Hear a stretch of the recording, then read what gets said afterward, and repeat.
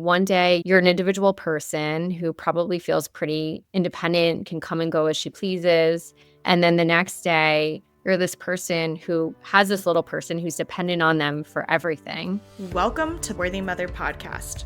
I'm your host, Emily Hardy, a mom of two on a mission to help moms everywhere feel less alone. This is not a parenting podcast. Instead, it's a space for pushing back against societal expectations of perfection and embracing self-compassion in your motherhood journey. Let's get into it. Welcome to Worthy Mother Podcast. Today we are digging into the concept of matrescence. This is a word that if you've listened to the podcast, you may be familiar with. If you're tapped into motherhood spaces talking about maternal mental health and the transition into motherhood, you may be familiar with the word matrescence, but it's worth saying that this is a word that is still underlined in red in a lot of platforms where you're typing it in online. So it's a term that has not necessarily been adopted by society at large. And yet it's a really crucial term to understand in the experience of being a mom. It's something that I think we all should be talking about, is the experience of matrescence a lot more than we do, because if you're a mom, you know that the process of becoming a mom, the transition into the new role of being a mom is life-changing, to put it mildly. It's a huge disruption to the way that life was when we become moms. And so I really want to dig into that identity shift today. And joining me for this conversation is Dr. Emily Guarnotta. I was just telling Emily that she's the first guest I've actually had on the podcast named Emily, which is funny because I'm Emily and I come across a lot of people in my life named Emily. There's a lot of us at my age, and it's just kind of funny we've made it this far without. So honored to share a name with you and also excited to have you here. Can you just tell us a little bit about your background, what you do, all of that? Of course. So I'm a psychologist and I specialize in working with other moms. So I call myself a perinatal psychologist, which basically means that I work with individuals and families going through everything from infertility to pregnancy, postpartum, and that whole journey. I'm also a mom of two. I have two daughters that are 4 and 7. So a lot of my passion for this work comes from not just my professional experience, but also my personal experience as a mom who is very much in the thick of it.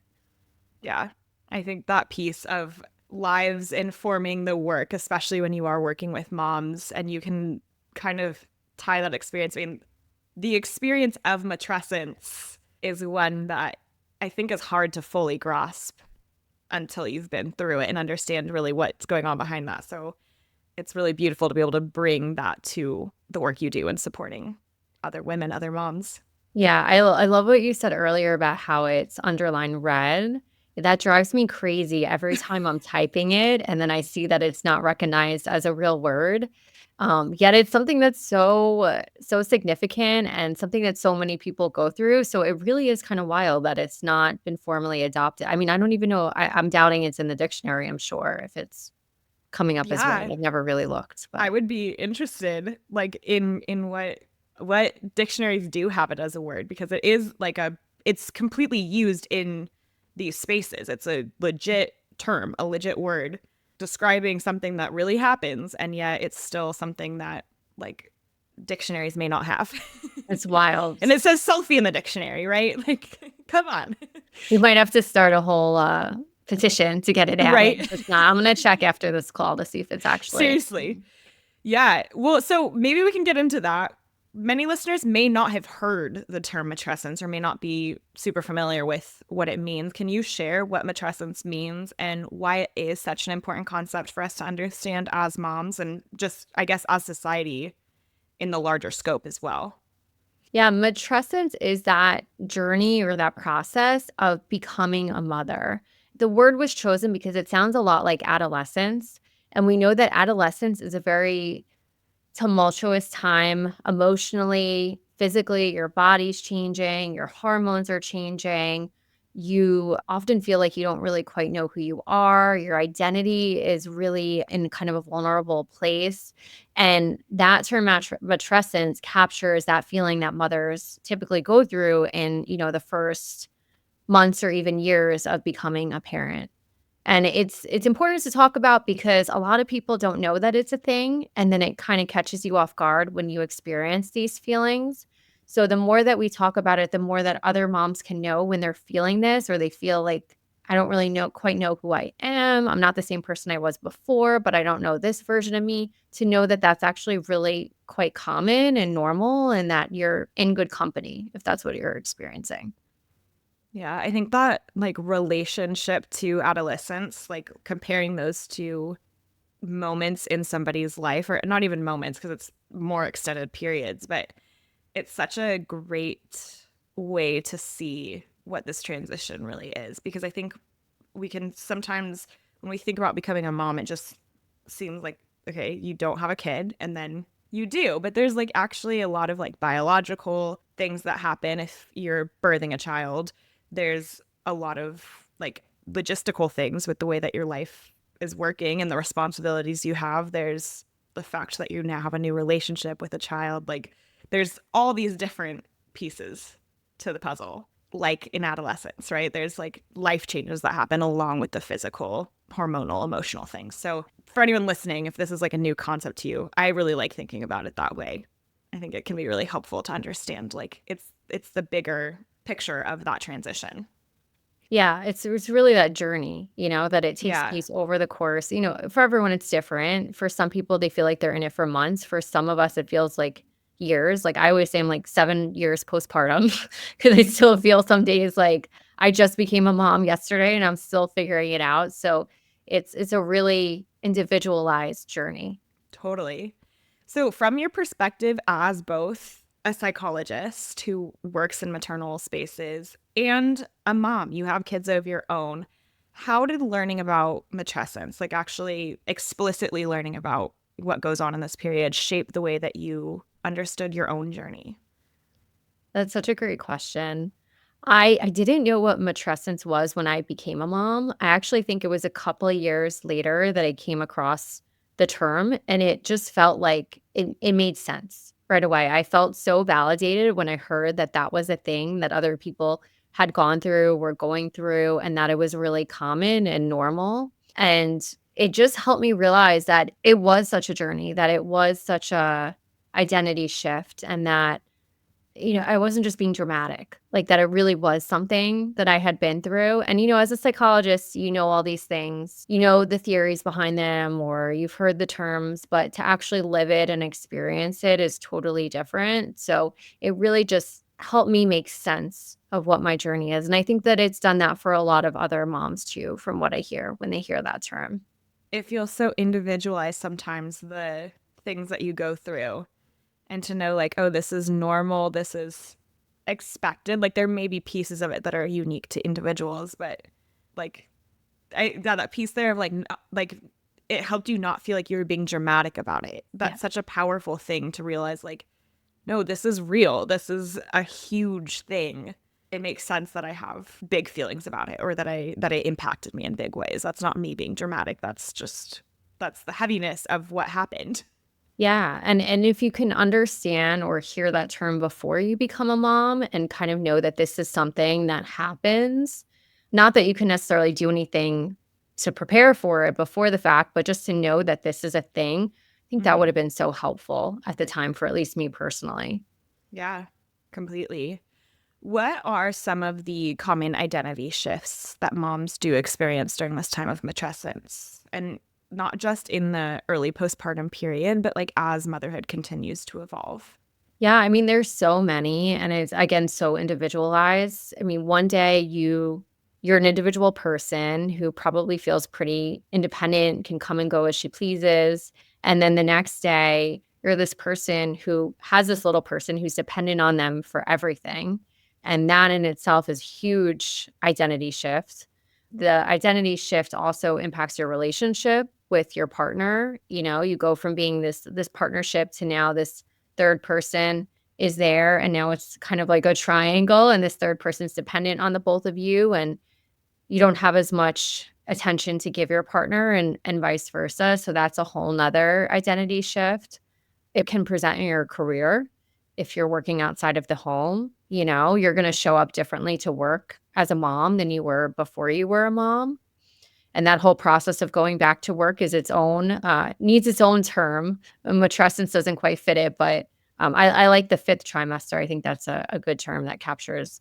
Yeah, you haven't heard that one I before? haven't heard that, which Yeah. is really surprising because, like, obviously, talk of the fourth trimester and that postpartum period is something I'm very familiar with, but I have not heard the fifth trimester. And that, tell me more. There's this great book written by, Lauren Smith Brody. It's a great book, and she conceptualizes that period of returning to work as the 5th trimester and how it has its own set of challenges, own set of needs, and I think it's a really great way to conceptualize that return back to work because, again, that is such a journey for so many people that is highly individualized and feels very disorienting when you're going through it.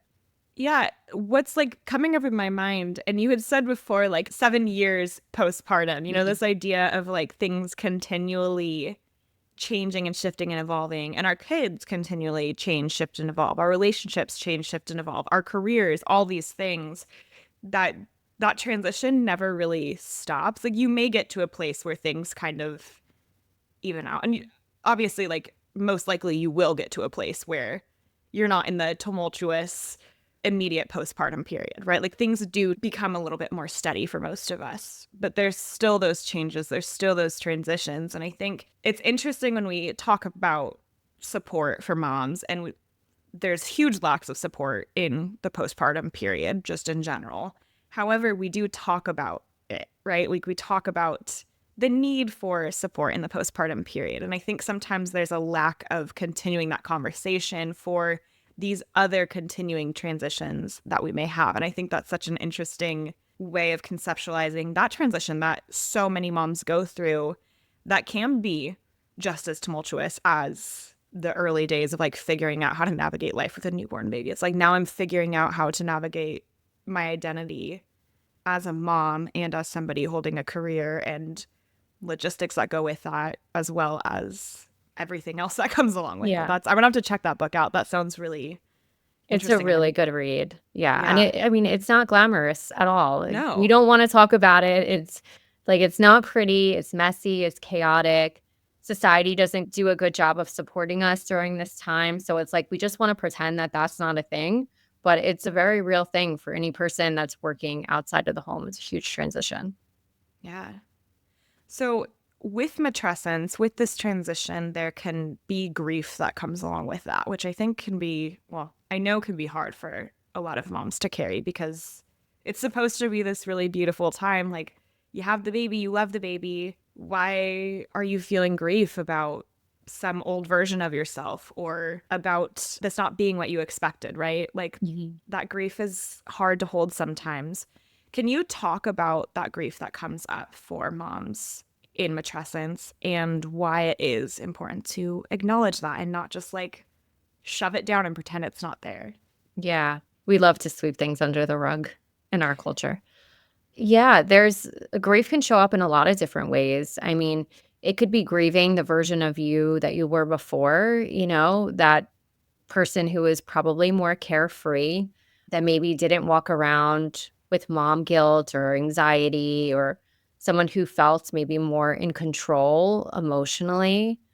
That's a huge source of grief, grieving how your relationships are changing, grieving how your body's changed, your career, all the different aspects of your life, grieving some of the things that maybe you wish you had. Like something that comes up a lot with the moms that I work with is if they kind of have complicated relationships with their own parents or families of origin, that can bring up a lot of grief, for what they wish that they could get from them now, and also what they didn't get maybe when they were little that now they're trying to give their children. That often brings up a lot of unsettling feelings.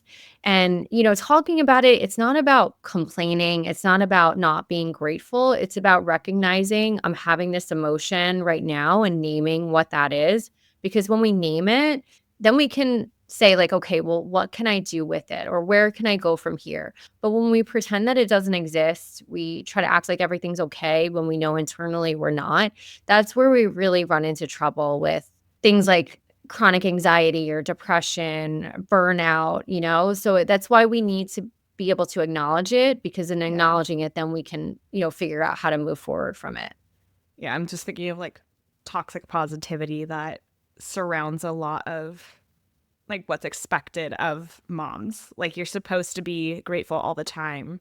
You're supposed to be loving every moment. And the grief and everything that you just said, like all the different things that we may grieve, there's a lot of opportunity for that grief to show up. Grief doesn't exist in that picture of the positive mom who loves every moment, right? It's like Yeah. those two visions can't exist together. And so it's like that expectation. We have to know that like that's not a realistic experience, and it's okay to feel the grief and the love and the everything in between, right? There's Yeah. complexity to it. They can definitely both coexist at the same time. Every once in a while, I'll come across maybe a comment on a social media post where someone will say something about you chose to be a mom, so stop complaining. And Hmm. that's not what this is about. It's about acknowledging I have this feeling, so I'm going to name it, and I'm going to process it and cope with it and figure out what that means moving forward. But when we don't acknowledge it, that's where we really run into a lot of trouble. Totally.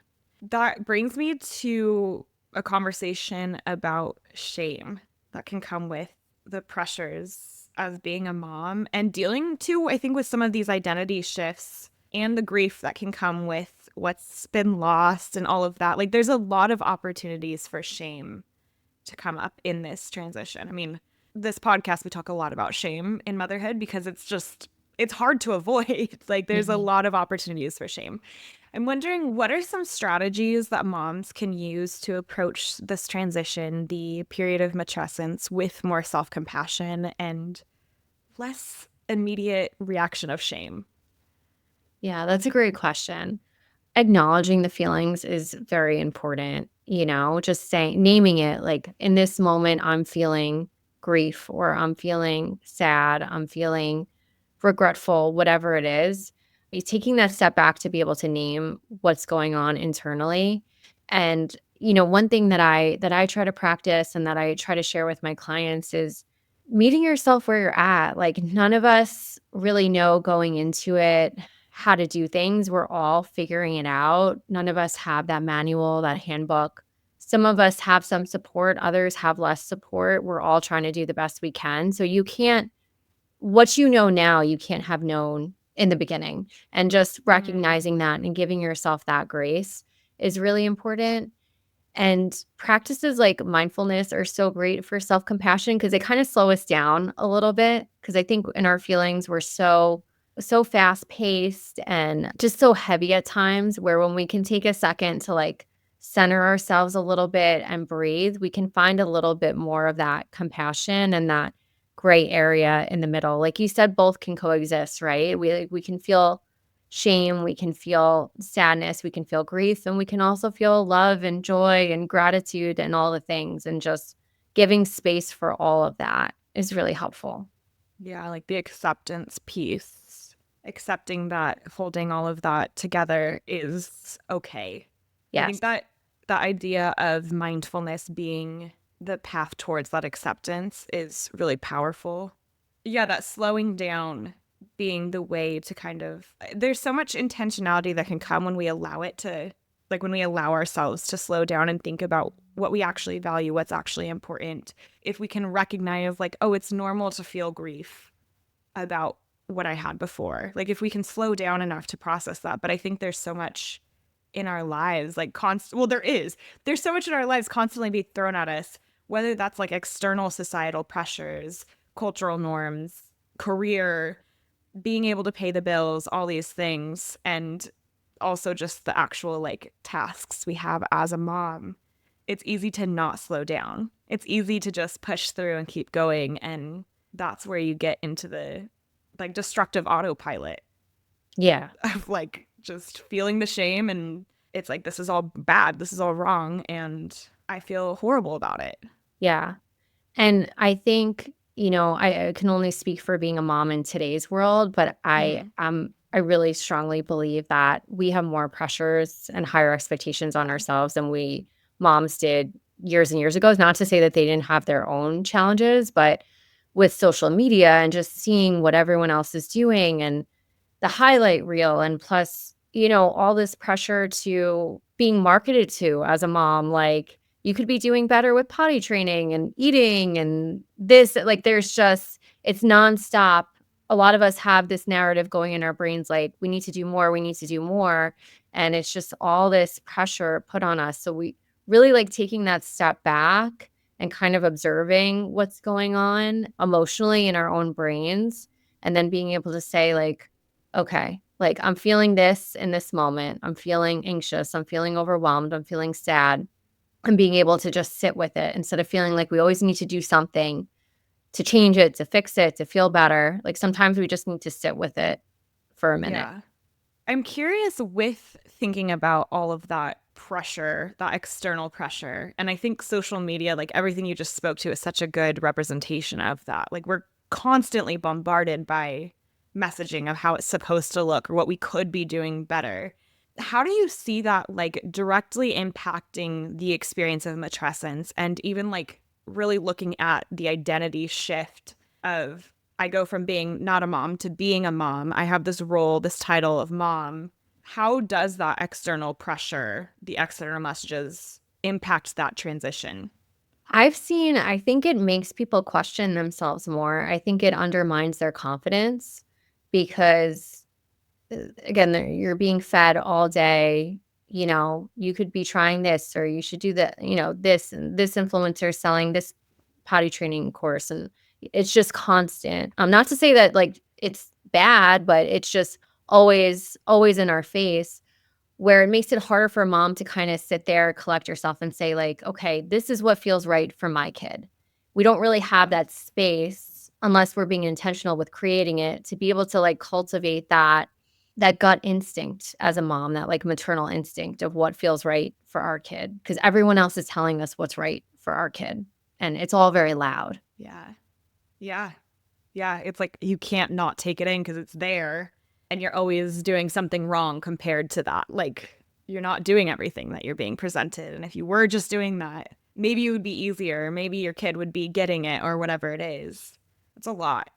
Yeah, yeah. And then on the other hand, you'll hear other generations say, well, we didn't have any of this and we just figured it out and you're fine. And it's like, okay, well, where do I kind of fit in to this? Maybe I Yeah. want this information. It's helpful to a certain extent, but it can get to a point where it's can become a bit toxic if we're not, again, like creating that space to check in with ourselves and figure out what actually, truly feels right for our kid.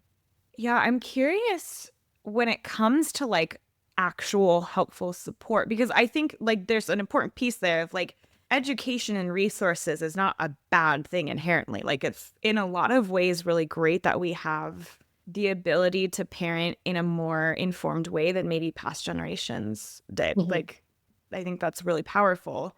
But also, as you're saying, like it can have like a negative impact when it's just overloaded with information and it does create that self-doubt. It does create the I'm not doing enough. But I'm wondering what kinds of supports you see as being the most beneficial to moms and for any mom who maybe feels like they're kind of in this transition still of trying to figure out who they are in motherhood, but not feeling like they've gotten there, not feeling like they've had the support to really feel like they're anchored in their experience. What supports are helpful? I think it's important to identify a couple of trusted resources, whether that's like a family member that you really look up to, is maybe a parent and has been through it and provides great advice, a pediatrician. Maybe it is someone on social media, but it's a select few of trusted people that you might go to for information or for advice. And then also knowing like what's maybe external noise that you wanna kind of filter out and just are not always your go-tos. The problem is it just can get obsessive for some people. Like, more information can kind of fuel, especially if you're more on the anxious end. I see this happen a lot with people with postpartum anxiety, is all the information overload. Seeking that out can fuel worsen the anxiety rather than help it. So we wanna be really careful about who we're going to for advice or for information. And again, like creating that space to kind of check in with yourself and with your gut and what feels right. And just, yeah, just like giving it space, knowing it's going to take time. You're not going to have your new identity as a mom figured out right away. And it's always going to be evolving and changing. So just giving space for that to happen.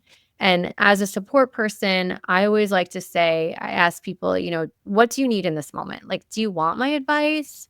Or do you want to vent and just want me to listen? Because that's super helpful and I'm happy to do that. But not everyone wants or needs your parenting advice. So as like a family member, as a friend, I always try to be really aware of that because it just at some points it can become too much.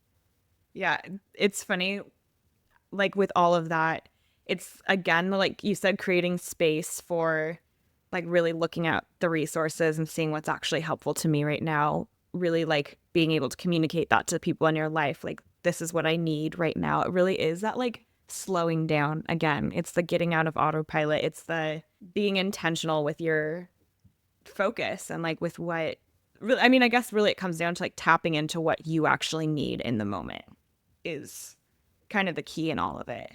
Yeah, sometimes we're not even really aware of what that Yeah. is. We just know that we're struggling and we need something, but we're not really sure exactly what that is. But I think having support networks is really helpful and important, whatever that looks like. For some people, they have a great family and that's their support. Other people might find more support in a local moms group or a therapy group or, whatever it might look like. But finding those outlets for connection, and it doesn't have to be a whole ton of people. It could be one or two people that, you just connect with and can provide that support. But it's really hard when you're trying to do it all on your own. So, mental health for moms, like we think a lot about postpartum mental health in our Mhm. society. Like, that's something we're all familiar with the term postpartum depression, postpartum anxiety, postpartum mood disorders. We know that motherhood, the transition into motherhood, can impact your mental health. Like, we're aware of that. The conversation is like fortunately expanding. I think we're talking about that a lot more. There's a lot less stigma. We're expanding our understanding of what it looks like to have maybe different postpartum mood disorders. Whereas I think in the past, it's like if you check certain boxes, you get treatment. But if not, like there's just something wrong with you. Who knows, right? I'm curious, just like your perspective as somebody who is very much a part of the mental health conversation when it comes to mothers. I think there's kind of two parts to my question. One is like, why is this such a rich opportunity for mental health struggles? And then the other side of that is, what do we do about that? Yeah, so to answer the first question, why is motherhood such a vulnerable time for your mental health? That's kind of what you're Yeah. asking. Yeah. Yeah, so physically, we know having a baby is the most significant hormonal shift that you'll ever experience in your lifetime in such a short period of time. So that in itself makes us ripe for more emotional instability. And some people are more sensitive to those hormonal changes. And then you add in, breastfeeding that also hormonally, if you're weaning, depending on how that journey is going, hormonally, that can have an impact, which can impact your mood. Then you're adding, for many of us, sleep deprivation on top of it, which we know that in itself alone can impact your mental health. Plus the huge identity shift, the fact that probably all of the things that you were doing before to help manage your mental health, you can no longer do, or you have to figure out a different Mm. way to do. I know for me, it was like always exercise was my thing. That was how I managed my mental health. And then I have a baby. Well, I can't exercise the first couple of weeks. And then even when I am cleared to exercise, like, what does this even look like now? So now I have to figure out a whole new toolbox of coping skills to use. So all of that together help us understand why this is such an emotionally vulnerable time for a lot of moms. And then the second part of your question was, what can we do about that? So I think having conversations about it, being aware of it, talking about it so moms know that this is a thing, not to scare you, before you become a mom, but just so that you're aware that these are things that you might experience. And then having that support there. Mental health support is super important, and there's a lot of advocacy work being done to make it more accessible, more affordable to folks, for insurance to cover it, for it to be easier to find. And even just in the community, like having resources available, mom groups, making it an inclusive environment, family and friends, like showing up to be able to offer help and check in and not assume that someone's okay just because they look like they're okay, actually asking and being ready for the answer and making a safe space so that person can answer. And, of course, like, doctors screening their patients for it, making sure that they're checking in about their mental health.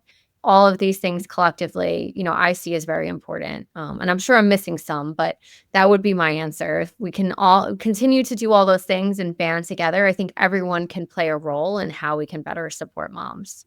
Yeah, I think that's important to understand it as a community issue and a community solution. Like, it's not just in the doctor's office that these things can be uncovered or supported, right? It's really like shifting the way we talk about and support moms community wide and Yeah. bringing people together, not isolating, having an understanding of what's normal, what's to be expected, and what's maybe not normal, so that when something that is out of the norm is happening, you can address it.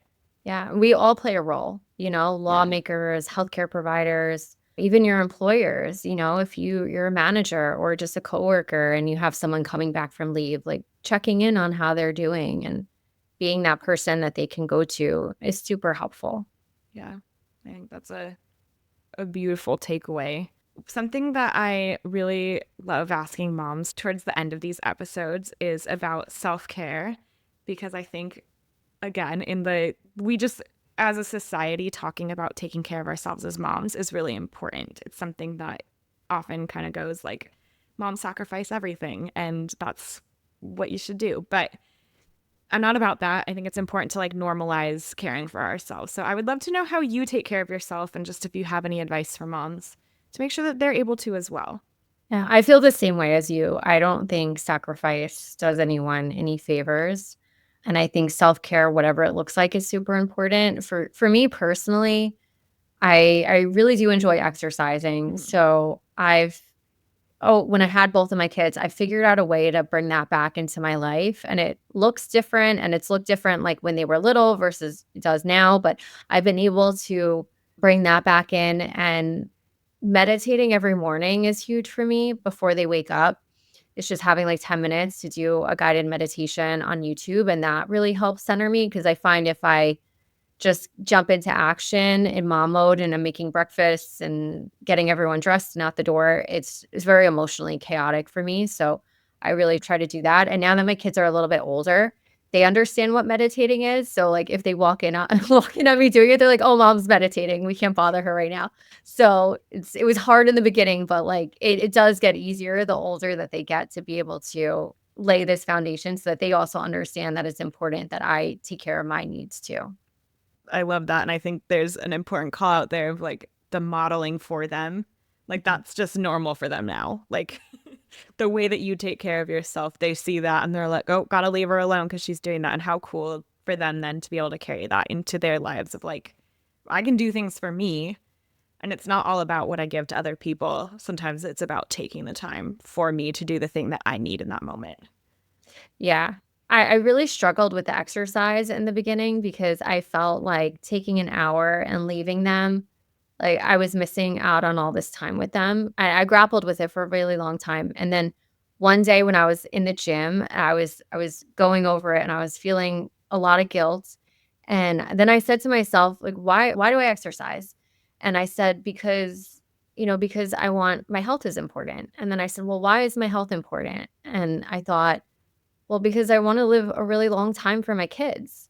And then that was it. Like, once I made that connection, Mm-hmm. I was like, I exercise so I can live longer, so I can have this long life with them, and it's literally for them. So that really helps kind of put it all together for me that it's an act of love for them too, for me to take care of myself. Mm-hmm. I know that sounds a little bit cheesy, but, I do truly believe that, and I think that that applies to, any healthy form of self-care that you're doing. I love that it wraps kind of back around to other parts of the conversation of the like slowing down and being mindful. Like, when you can tap into the why, when you can tap into the like, this is something that is important to me. You ask yourself, why is that important? Why is that important? And you get down to the core of like who you are and what you want in life, what you want to be giving yourself and your kids. Like, the shame dissolves, It right? took me It's like, 5 no, this years, is, but yeah, eventually happened. totally. Totally. Yeah, it's not always easy to do that intentional work and tune in that way, but it's like, it is important. Yeah. The slowing down is really important, just making space for that because we are so go, go, go that often we don't take enough time to think about why we're doing things or what our values are or any of those sorts of things. Yeah. Yeah.